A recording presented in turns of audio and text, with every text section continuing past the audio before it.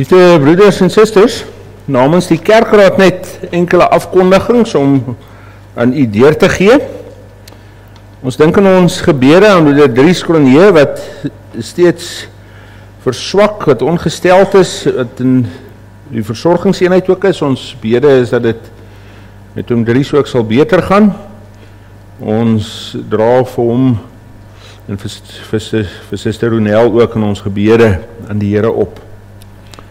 Ons is dankbaar saam met lidmate wat verjaar, die 30ste, broeder Antoon Venter, ook broeder Okkert Venter wat verjaar. Broeder Antoon word hierdie jaar word hy 85 jaar oud. Ons is ook dankbaar saam met broeder Antoon en mag die Here hom ook in 'n nuwe lewensjaar ryklik seën. Die eerste verjaar broeder David van der Merwe en jonge suster Hildegard van Staden, die derde broeder Louis Coetzee en suster Annay Lourens. Mag hulle ook in die groot genade van die Here ook 'n nuwe lewensjaar sy sorg ontvang en ervaar. Wat ons kollektes betref, in die swart sakkies is vir die instandhouding van die erediens bestem en die rooi sakkies vir die diens van barmhartigheid. Katekisasie, daar sal geen katekisasie Woensdag wees nie. Ons Sondag kategese hervat weer die 11de, as ook ons aanddienste hervat weer die 11de, en dan sal daar weer Bybelstudie van die 12de Mei af wees. Broeders en susters, die susters reël 'n geleentheid die 10de Mei, is Saterdag aand om 6uur. Dit is 'n sangoptrede van Wynand en Cherie. Kos R120 per kaartjie. Vir voorskoolkinders is dit gratis. Daar sal ook verversings te koop wees. En dit is 'n fondsinsameling geleentheid wat die susters opneem ten bate van die Emeritaatsversorgingsfonds. Ons weet almal dat ons as kerke het saam ooreengekom om ook ons emeritie te versorg. Reformeerde Kerk Magol het ook 'n emeritus predikant en daarom ten bate van die versorging van ons emeritus predikante hierdie geleentheid dan ook. Ons vra daarin ook u ondersteuning.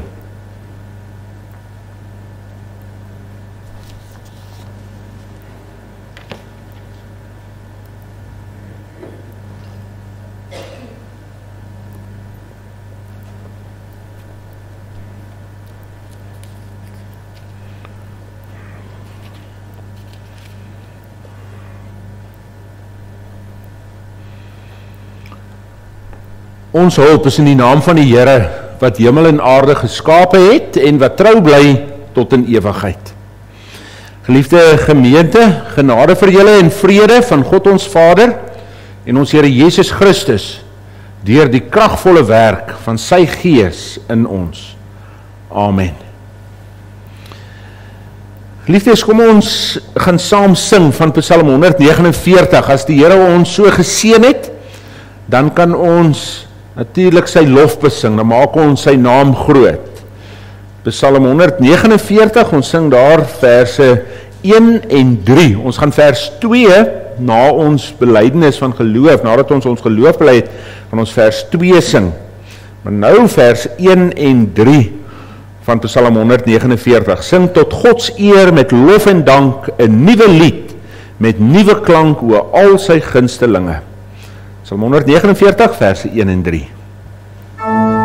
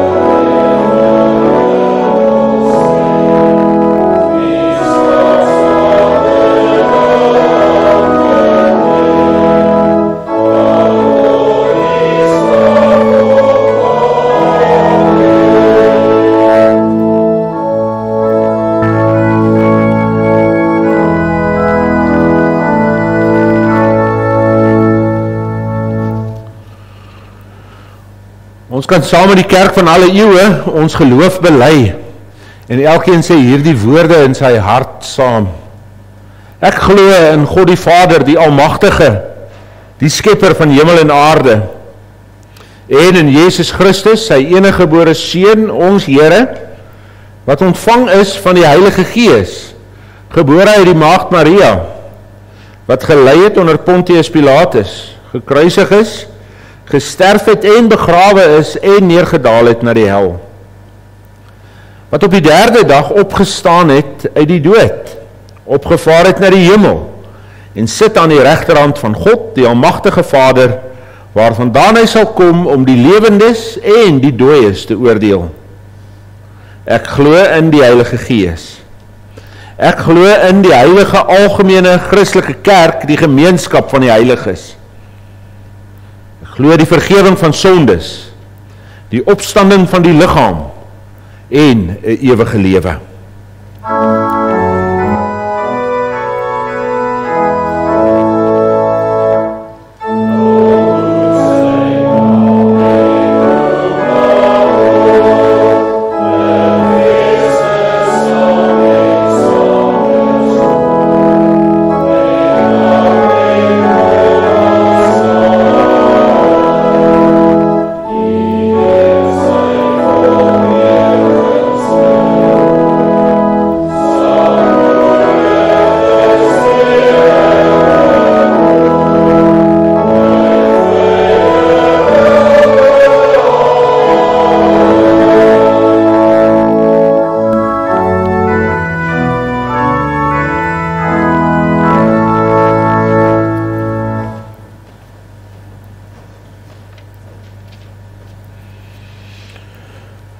Broeders en susters, nadat ons die Here se wet gehoor het, ons gaan nou na die afkondiging van die 10 gebooie luister.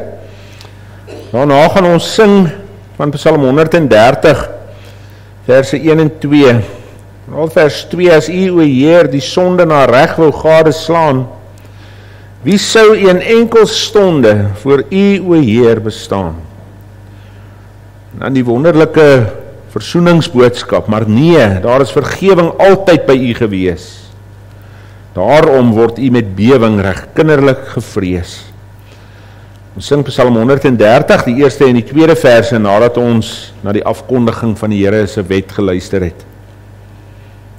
Hoor die wet van die Here uit Eksodus hoofstuk 20. Toe het God al hierdie woorde gespreek en gesê, ek is die Here jou God wat jou uit Egipte land uit die slawehuis uitgelei het. Jy mag geen ander gode voor my aangesig hê nie.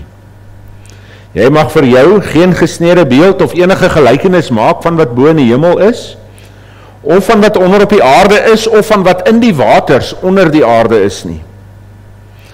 Jy mag jou voor hulle nie neerbuig en hulle nie dien nie, want ek, die Here jou God, is 'n jaloerse God, wat die misdaad van die vaders besoek aan die kinders, aan die 3de en aan die 4de geslag van die wat my haat. En ek bewys barmhartigheid aan duisende van die wat my liefhet en my gebooie onderhou. Jy mag die naam van die Here jou God nie ydelik gebruik nie, want die Here sal die een wat sy naam ydelik gebruik nie ongestraf laat bly nie. Gedenk die Sabbatdag dat jy dit heilig. 6 dae moet jy arbei en al jou werk doen, maar die 7de dag is die Sabbat van die Here jou God. Dan mag jy geen werk doen nie. Jy of jou seun of jou dogter of jou dienskneg of jou diensmaagd of jou vee of jou vreemdeling wat in jou poorte is nie. Want in 6 dae die Here die hemel en die aarde gemaak, die see en alles wat daarin is, en op die 7de dag het hy gerus. Daarom het die Here die Sabbatdag geseën en dit geheilig. Eer jou vader en jou moeder, dat jou dae verleng mag word in die land wat die Here jou God aan jou gee. Jy mag nie doodslaan nie, jy mag nie egbreek nie, jy mag nie steel nie, jy mag geen valse getuienis teen jou naaste spreek nie. Jy mag nie jou naaste se huis begeer nie, jy mag nie jou naaste se vrou begeer nie, of sy dienskneg, of sy diensmaagd, of sy os, of sy esel, of iets wat van jou naaste is nie.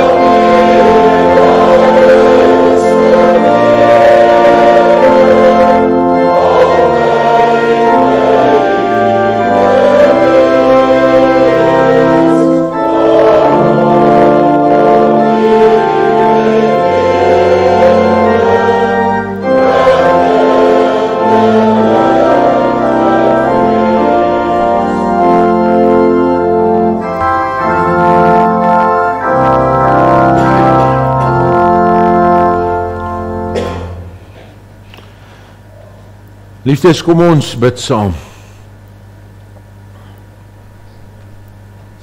Onse Vader wat in die hemel is, Here, met dankbaarheid en met verootmoediging kan ons vandag voor U kom. U het ons by mekaar gebring, deur die Gees gedrywe, om U woord te hoor, die goeie nuus.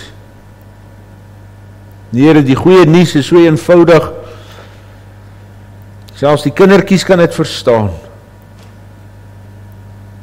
Die goeie nuus is so wonderbaarlik, dat dit ons vertroos in ons hartseer. Dit stil ons bekommernis. Dit bemoedig ons wanneer ons verslae is. Here, hierdie goeie nuus is so wonderlik. Dit verbly ons. Dit laat ons jubel en juig. Ja, die goeie nuus. Ons behoort aan Jesus Christus. Ons het eiendom van Christus geword. Hy het ons gekoop met sy bloed. Die prys betaal. Nou is ons vry om U te dien en om U te verheerlik. Vader, ons dank U dat ons dit kan hoor. Ons dank U dat ons ook in hierdie tyd wat voor ons lê, weer die wonder daarvan kan oordink, dat ons hier die goeie nuus kan hoor in Afrikaans, in ons taal. Die taal wat ons aan moederskoot geleer het. Dit wat ons kan praat. Ja, Here, U maak U woord in daardie taal aan ons bekend. Ons groot genade. Ons dank U vir hierdie seën. En ons dank U dat ons vanoggend ook aan psalm sing, dat ons U woord kan hoor in die midde van 'n erediens, van 'n ontmoeting. Hier waar ons kan weet, U is in ons midde teenwoordig. Want waar 2 of 3 in U naam vergader, daar is die belofte duidelik. U is in ons midde. Maar Vader, dan moet ons ook hierin erken, dat omdat ons in U teenwoordigheid is, omdat U hier in ons midde is, wil ons bid, Here, vervul ons, gee ons ook die regte gesindheid, dat ons die heiligheid van hierdie oomblik sal sien. Bewaar ons daarvan dat ons nie bloot maar net menslik oor dit sal dink nie, dat ons nie maar net menslik oor hierdie erediens sal dink as dit is bloot maar net 'n persoon wat vir ons preek nie, maar ons is hier. En U is hier. Vervul ons daarom met ootmoed. En Vader, vervul ons met ontzag. Laat deur U Gees, U teenwoordigheid vir ons ook 'n werklikheid wees. En Vader, ons dank U vir U sorg, dat U met elkeen is. U ken ons in ons omstandighede, U weet wat ons bekommer, U weet wat ons verbly. Vader, U weet ons gesondheid, ons siekte. En daarom wil ons bid, wil U in ons lewensomstandighede ingryp, ons dankbaar maak waar ons voorspoed beleef. Ons nederig maak daarin. Dat niks is ons verdienste nie, maar alles, o Here, is net U genade. Ons wil ook bid vir hulle wat bekommerd is, wat vermoeid en belas is deur siekte, wil U gesondheid en herstel gee. Vader, ons wil vandag ons ook voor U neerbuig en bid om vergewing wanneer ons U bedroef. Wanneer ons teen U sondig, wees ons genadig en bekeer ons, vernuwe ons, Here, maak ons anders, sodat ons onsself sal erken. Dat ons onsself sal sien, ons heil en ons toevlug na Christus sal neem. Ons bid dat U nou die verkondiging van die evangelie sal seën, nie net hier in ons midde nie, maar oral waar dit gebring word, waar dit verkondig word, wil U daar ook voorgaan. Deur U Gees, dit bid ons in die naam van Jesus Christus ons Here. Amen.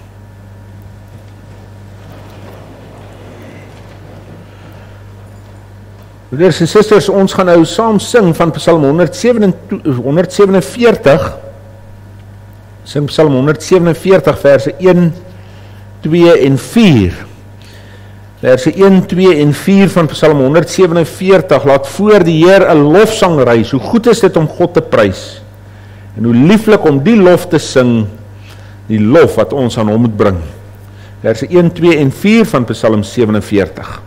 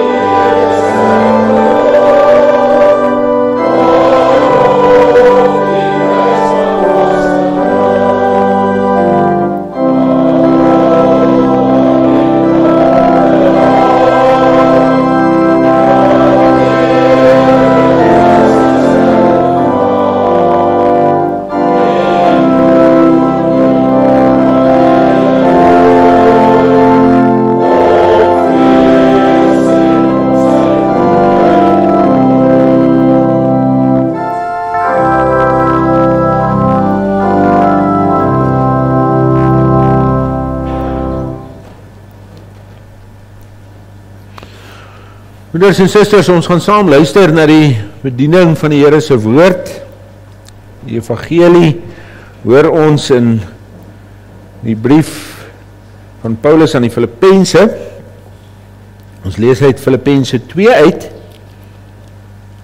Filippense 2 vers 1 tot 11.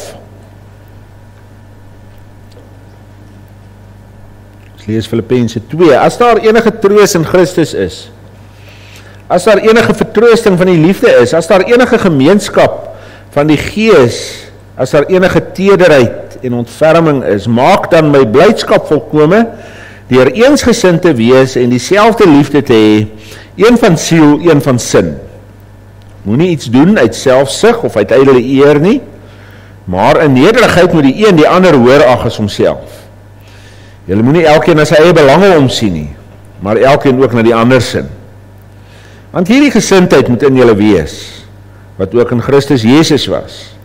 Hy wat in die gestalte van God was, het dit geen roof geag om aan God gelyk te wees nie, maar het homself ontledig deur die gestalte van 'n diensknegt aan te neem en aan die mense gelyk te word.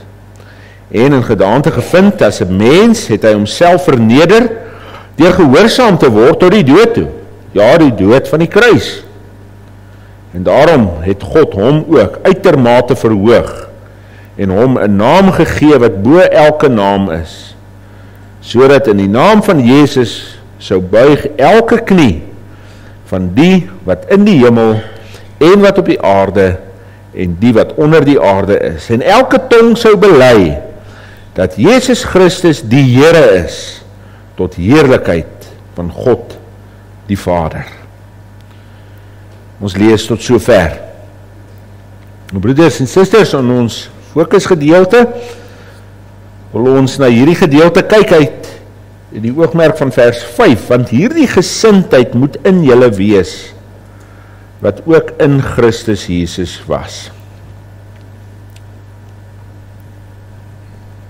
Liefde broeders en susters in ons Here Jesus Christus, die kerk van die Here is 'n gemeenskap van gelowiges, 'n gemeenskap van mense. Nou is dit so, waar mense by mekaar kom, is daar verskille. Mense moet saam leef, saam dien, saam werk, ook hier in die kerk van die Here. Die Here roep ons tot diens. Ja, die Bybel maak dit ook vir ons duidelik. Die koninkryk van die hemel is soos 'n saai land wat bewerk moet word. Dis God wat laat groei, maar hy roep uiteindelik sy diensknegte, sy kinders, om te saai, om nat te maak, om uiteindelik te oes. En of ons nou in die besondere diens van ouderling en diakens staan, of ons in die ampt van gelowige staan, die Here vra van ons diensbaarheid en aktiwiteit in sy kerk. Nie net hier in die kerk en die gemeente met die funksies van die gemeente nie. Nie net betrokkenheid by geleenthede wat aangebied word nie. Maar die Here vra van ons diensbaarheid in ons geloofslewe, in die uitlewing van ons geloof. Dit vra met ander woorde bediening van die evangelie. 'n lewe van diensbaarheid. Nou broeders en susters, in die kerk van die Here is daar baie om te doen. Instandhouding van die erediens, instandhouding van eiendomme, die gawes wat die Here vir ons gee, dit moet ons uiteindelik mee werksaam wees. Daar is baie om te doen in die koninkryk, my daaglikse werk. Maar oral waar ek daar besig is, moet ek altyd weet, ek staan verantwoordelik voor die Here. En nou net so belangrik as wat dit is om uiteindelik so te werk in kerk en in koninkryk, om diensbaar te wees in die gemeente en in die gemeenskap. Net so belangrik is dit dat ons dit met 'n sekere gesindheid moet doen. Het gaan nie daaroor dat ek maar net moet werk nie, maar as ek met die verkeerde gesindheid werk, dan werk ek eintlik my diensbaarheid te. Ja, dit is goed om besig te wees, maar dit is baie sleg om met 'n verkeerde gesindheid in die Here se koninkryk besig te wees. Nou kom ons kyk 'n bietjie na ons gesindheid. En ons doen selfondersoek. Nie net vir hoe ons in die kerk werk nie, maar hoe ek daagliks in sy koninkryk besig is. En ons kan na onsself kyk en onsself ondersoek doen. En dan is die eerste wat opkom, is, maak ek 'n nederige gesindheid. Maak ek die gesindheid van Christus in nederigheid duidelik. Want dis waartoe ons geroep is, om met 'n nederige gesindheid van Christus diensbaar te wees in sy koninkryk. Nou, om hierna te kyk, broeders en susters, wil ons eers let op die aansporing tot nederigheid. Paulus maak baie seker dat hy spoor hierdie Filippense aan tot nederigheid, en dan gee hy vir hulle die voorbeeld, en daardie voorbeeld is Christus self, en uiteindelik, dan is daar hierdie troos van verhooging, dat daar ook herstel in die nederigheid is. So kom ons kyk eers na die aansporing. Nou waar Paulus in die gevangenis is, dra hy die welwese van die gemeentes wat hy geplant het. Dra hy hierdie welwese van die gemeentes baie op die hart. En in die besonder skryf hy aan 3 gemeentes, terwyl hy in die gevangenis is. Hierdie 3 briewe staan ook bekend as die gevangenskapsbriewe van Paulus. Dit is die brief aan die Filippense, aan die Efesiërs en aan die Kolossense. En hier uit die tronk uit skryf hy vir hulle dat hulle moet volhard in die bediening van die waarheid. Hy bemoedig hulle. Hulle moenie moedeloos word omdat hy wat apostel is, hy wat so 'n leidende rol gespeel het. Die feit dat hy nou hier in die gevangenis is, moet hulle nie moedeloos maak nie. Want die tye vir die kerk gaan moeiliker word. Gelowiges gaan onder baie meer aanvegtinge kom. Die wêreld wil nie die kerk hê nie. Die Satan wil nie die kerk hê nie. En die Satan wil die ondergang van die kerk en van elke gemeente sien. En Paulus is eintlik nou al 'n voorbeeld daarvan. Hy word in die gevangenis opgesluit. En in hierdie tyd is dit belangrik dat die kerke om werklik waar moed te hou dat hulle met die regte gesindheid en met die regte gees, met blymoedigheid en volharding sal voortgaan. Dat hulle kerk wees, 'n getuienis sal wees dat hulle aan Christus behoort, dat hulle nie met vrees vervul word vir die wêreld nie, maar dat hulle met moed vervul is deur Christus en sy gees. Ja, daar sal stryd wees, maar die stryd wat daar is van die wêreld se kant af en van die Satan se kant af, moet uiteindelik nie aanleiding gee tot 'n onderlinge gestry in die gemeente nie. Want dit is dikwels wat gebeur. Wanneer daar druk van buite is, dan verhoog die druk ook binne in die kerk van die Here. En daarom kom Paulus met 'n besondere boodskap, en veral vir die Filippense dan.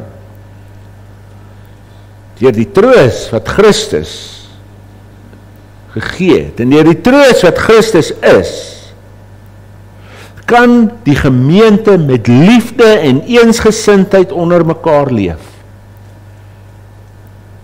Broeders en susters, van die gemeente behoort aan Christus. Dis syne. En hy vertroos. En hy stel die gemeenskap daar. En om nou in hierdie eenheid, in die gees, met mekaar mee te leef, en vir mekaar te sorg, kan hulle uiteindelik verbly, en kan hulle blymoedig wees. Maar om dit werklik waar te kan doen, begin dit by elke gelowige se hartsgesindheid. Hier in sy binneste. Die regte gesindheid wat in die kerk van die Here moet wees, begin by 'n gesindheid van nederigheid. Wanneer daar nie nederigheid is nie, sal die onderlinge verhoudings, sal dit moeilik raak. Sal daar stryd wees. So in die aansporing tot 'n nederige gesindheid, wys Paulus nou die gemeente daarop, dat daar 2 positiewe optredes is. 2 dinge wat hulle moet doen, maar dan ook dinge wat hulle nie moet doen nie. Nou kom ons kyk 'n bietjie hier. In die eerste plek, om werklik waar nederig te wees, moet die gemeente 'n gesindheid van eensinnigheid najaag. Dis wat hy sê. Paulus put baie vreugde uit die gemeente se opregtheid, uit hulle ywer vir die evangelie. Hy verbly hom. Die Filippense is werklik waar 'n gemeente wat met ywer en blymoedigheid te werk gaan. Maar dan sê hy, my blydskap sal nog meer wees, en dit sal nog groter wees, as eensgesindheid onder julle sigbaar word. As julle in julle ywer nie elkeen in sy eie rigting trek nie, maar as julle saam dieselfde doelwit en dieselfde doel voor oë het. Ja, die sondige realiteit het nie by die Filippense verbygegaan nie. Nou, die sondige realiteit is nog altyd daar. Dat onderlinge verskille dikwels ontaard in geskille. En dat daardie geskille dikwels uit 'n hoogmoedige hart uitspruit. Ek sê vir julle wat om te doen, en as julle dit nie so doen nie, dan is daar moeilikheid.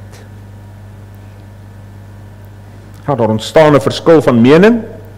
Elkeen staan op sy eie opinie, en die uiteinde van daardie hoogmoed is dat daar uiteindelik verdeeldheid in die gemeente inkom. Dis wat Paulus hier dan ook aanspreek. So daarom positief, jaag die eensgesindheid na. Maak seker dat ons 'n eensgesinde doel voor oë het.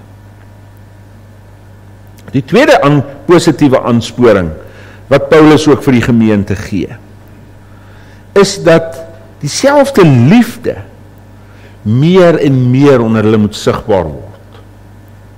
Nou hierdie oproep, laat dieselfde liefde onder julle sigbaar word, konfronteer die gemeente natuurlik met die liefde van Christus. Want jy sien, dit is uit dieselfde liefde van Christus wat die gemeente gered word. Hulle almal het op dieselfde manier salig geword. En dit is in die liefde van Christus. Christus het nie die een meer lief gehad as die ander nie. Christus het die een nie op 'n ander manier lief gehad as 'n ander nie. Sy liefde vir sy kerk, vir sy bruid, is vir almal dieselfde. En met daardie selfde gesindheid moet die gemeente mekaar dan lief hê. Ja, die liefde van die Vader word deur Christus aan almal gegee. En daarom dra sorg vir mekaar. Dit is die twee positiefs. Dat hulle die eensgesindheid sal najaag en dat hulle dieselfde liefde sal sien en daaraan sal vasgryp. Maar dan wys hy ook op die negatiewe dinge. Dit wat hulle nie moet doen nie. Dit waarvan hulle moet wegvlug. In negatiewe sin word daar baie dinge genoem wat die eensgesindheid van die gemeente onder spanning bring. Selfsugtigheid, die soeke na eie eer. Nou, dit bring spanning in 'n gemeente. Selfsug is wanneer die fokus van jou doen en late daarop gemik is om jou eie eer en jou eie belang voorop te stel. Ek is meer as die ander. Ydelle eer, dit wys op 'n hoogmoedigheid wat eintlik leeg is. Dit is nie oorspronklike Grieks, dis hierdie woord wat hier gebruik word. 'n hol hoogmoedigheid. 'n hoogmoed sonder grond. Hoogmoed waarin mense eintlik hulle self verheerlik, maar daar is niks om te verheerlik nie. En daarteenoor moet die gesindheid dan eerder wees dat die een homself hoër ag as die ou, of dat die een hom hoër ag as die ander. 'n nederige gesindheid word met ander woorde sigbaar, wanneer ons nie net let op eie belang nie, maar op die ander se belang. Nou broeders en susters, hier is dit nou iets wat ons baie mooi moet verstaan. Hierdie nederige gesindheid waartoe Paulus die gemeente oproep, Dit is nie bloot maar net iets wat hulle in hulle self moet vind nie. Dit is nie iets waarin hulle roep en sê, kom, raak julle nou bietjie nederig nie. Nee, hy dring hulle na Christus toe. Want daar lê die sleutel uiteindelik. Dit is in hom alleen wat hulle denke verenig is. Ja, die mense in die gemeente kan oor baie dinge verskil. Maar eintlik is dit Christus wat hulle in eenheid saambind. En daarom moet hulle dit by hom vind. En dit is juis omdat hulle in Christus eensgesind kan wees, dat hulle dan ook nederig soos Christus moet wees. Sien nie die lyn? En dit is belangrik dat ons dit sal raak sien. Die nederigheid wat daar in Christus Jesus is hulle aansporing om onder mekaar nederig te wees. Liefde broeders en susters, die afgelope klompie maande, miskien jare al, is daar 'n gonswoord wat by baie mense amper gebruiklik geword het. Die woord narcisme. En dit is iets wat ons al hoe meer en meer sien. Mense wat vir hulle self moet opstaan. Mense wat wil sê, maar kyk na my, sien my. Maar dan, as ons so vir onsself opstaan, kom ons dikwels so teen mekaar te staan. As ek my eie belang voorop stel, beteken die belang van ander een niks. As ek my eie belang najag, beteken dit ek kan maar op die ander een trap. Ja, ons is dikwels soveel meer begaan oor dit wat die ander persoon aan my doen, dat ek nie meer dink, maar hoe is my optrede nie? Wat doen ek nie? Wat is die gesindheid wat in ons harte dan moet leef? Broeders en susters, hoor dit.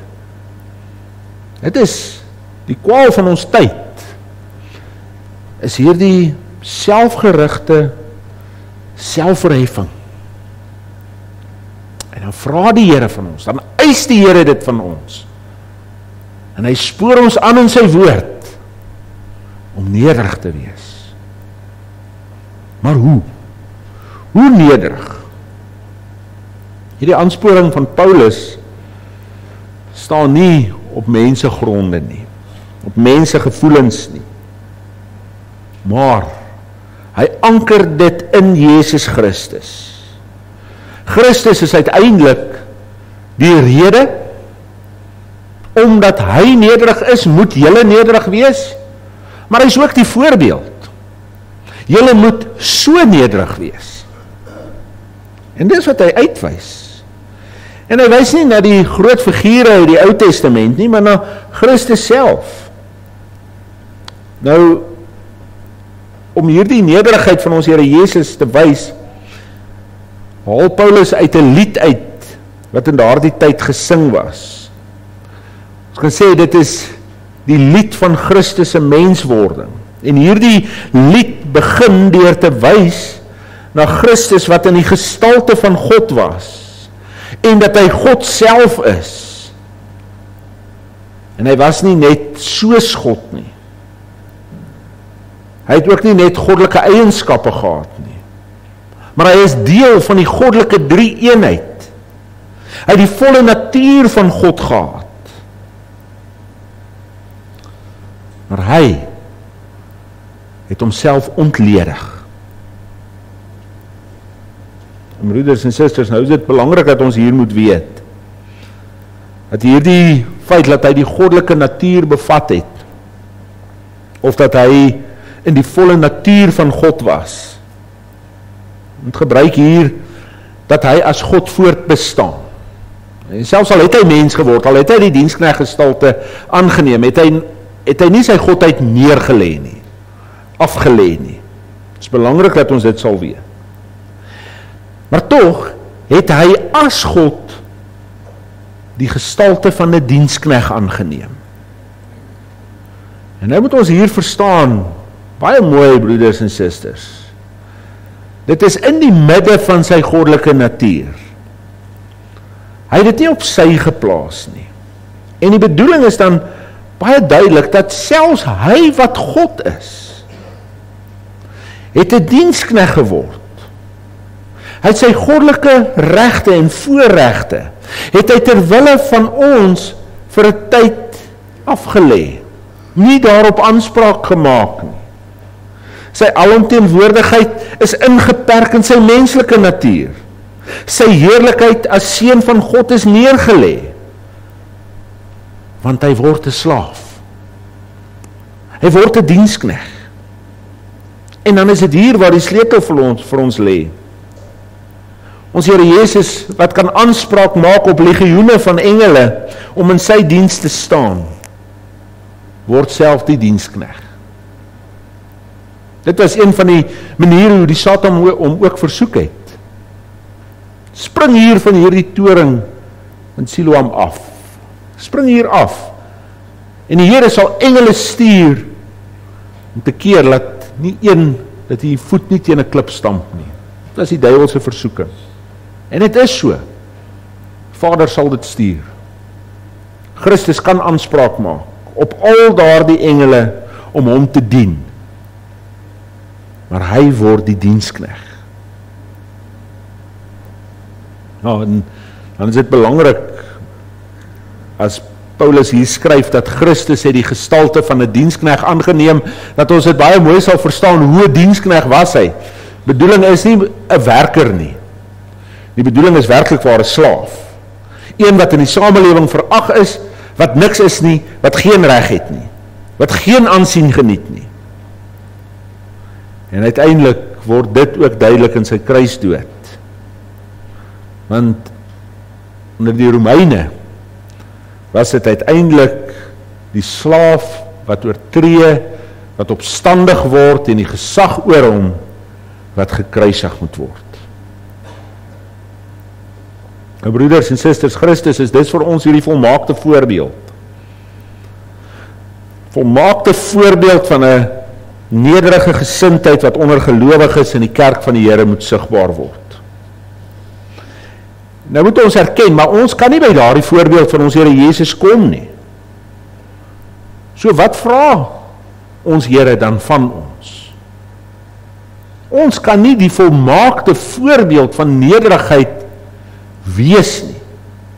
Maar om werklik waar nederig in ons gesindheid te wees, moet ons dan bid, laat Christus meer in ons word en ons minder.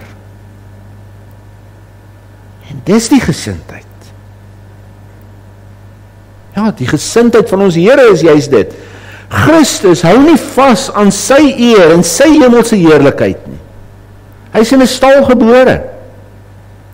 In sy omwenteling of omwandeling op aarde het hy geen besittings gehad nie. Hy het nie aanspraak daarop gemaak dat hy deur sy disippels gedien moet word nie. Maar hy was hulle voete. Hy dien hulle. En daarin is ons Here Jesus nie net vir ons die voorbeeld van nederigheid nie, maar moet ons uiteindelik dit in hom vind. En laat ons dan besin, geliefde broeder en suster, oor ons gesindheid. Want van nature is ons selfgerig. Dit is die wese van sonde. Die een is miskien bietjie meer as die ander, maar ons almal is van nature selfgerig. En hoe langer hoe meer ons aflê, ons self aflê, moet Christus meer word in ons. En daarom bid ons vir die gawe van die Gees. Daarom bid ons dat ons minder word en Christus meer. In die dienswerk wat ons doen, en die dinge waarmee ons besig is, in my dagtaak, en dit wat ons hier in die kerk doen, laat ons Christus sigbaar word. Laat ons sy gesindheid sigbaar word. En daar moet ons dit gaan afvra. Broeders en susters, vorder ons op hierdie pad. Laat die lig van God se woord ons dan hierin lei. Maar nou in hierdie aansporing tot 'n nederige gesindheid, broeders en susters, as ons hier moet amen sê, en is klaar, dan kan dit miskien nou goed klink. Ja, ons moet gaan en ons moet meer nederig wees. Maar dit is opmerklik, Paulus stop nie net by daardie oproep nie. Nee, dit gaan uiteindelik nie net oor vernedering nie. Die nederigheid van die kinders van die Here is nie vrugteloos nie.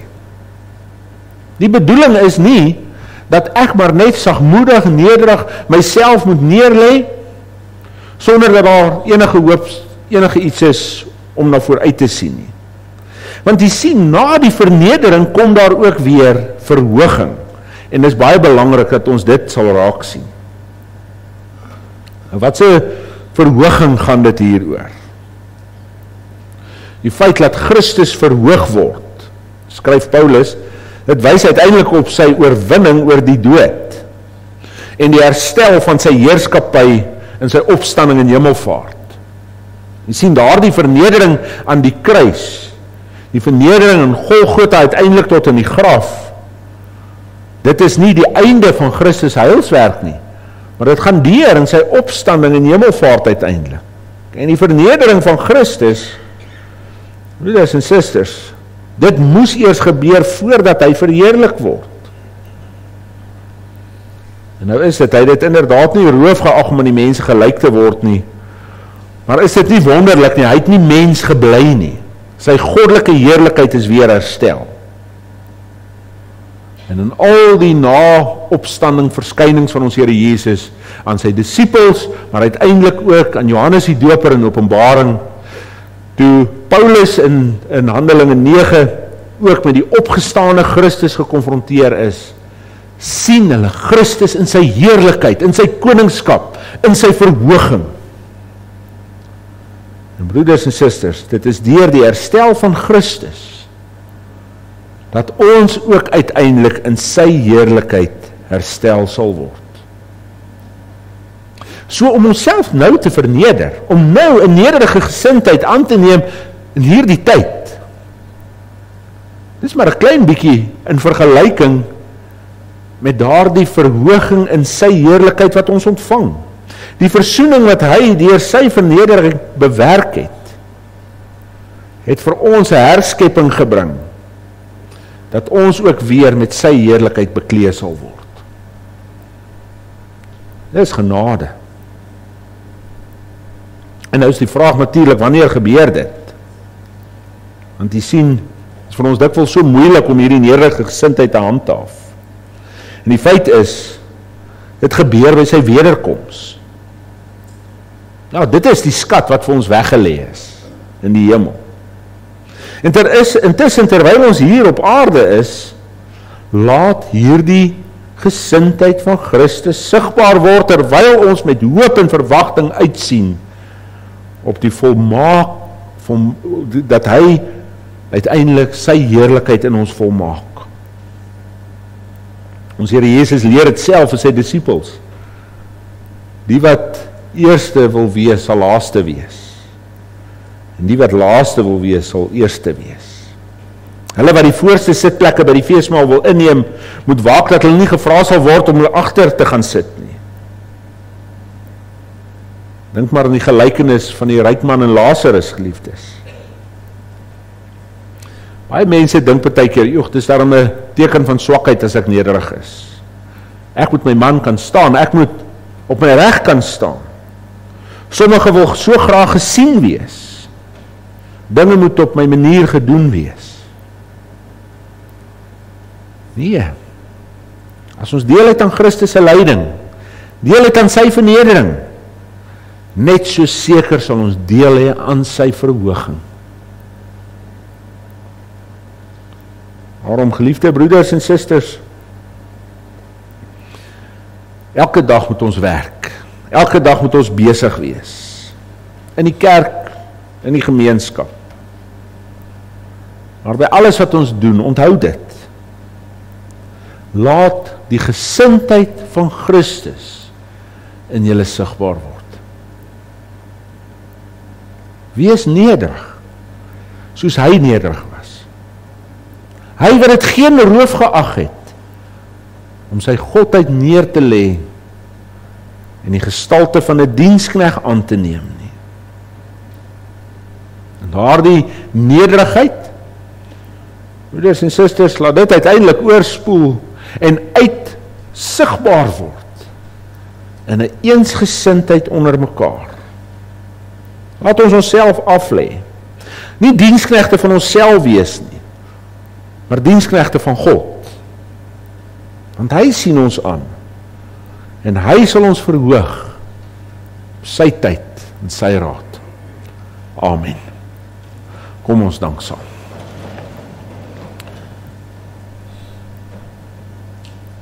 Ons almagtige God en ons barmhartige Vader, ons dank U, Here, vir die rykdom van U woord. Ons dank U dat ons vandag weer versterk kon word, opgeskerp kon word, om ook in ons eie hartsgesindheid onsself te ondersoek.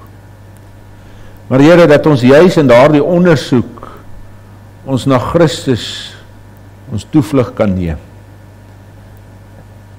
Vader, ons dank U dat ons Here Jesus Christus vir ons soveel meer is as net 'n voorbeeld van ons lewe, maar hy is ons lewe. En daarom is ons gebind aan hom. Ons bid dat U deur U Gees ons daarin sal lei, dat ons self al hoe minder sal word, en dat Christus al hoe meer sal word. Dat hy en dat sy gestalte ook meer en meer in ons lewe duidelik sal word. Ons bid dat U met elkeen van ons sal wees in hierdie week wat voor ons lê. Wil U ons in U genade versorg en beskerm en bewaar. Here, ons bid vir 'n geopende deur waarin ons elke dag in ons huis, waar ons besig is, die evangelie kan uitdra. 'n Geopende deur om uiteindelik die heerlikheid, die koningskap van ons Here Jesus Christus te verkondig. Dit bid ons in sy naam ontwil. Amen.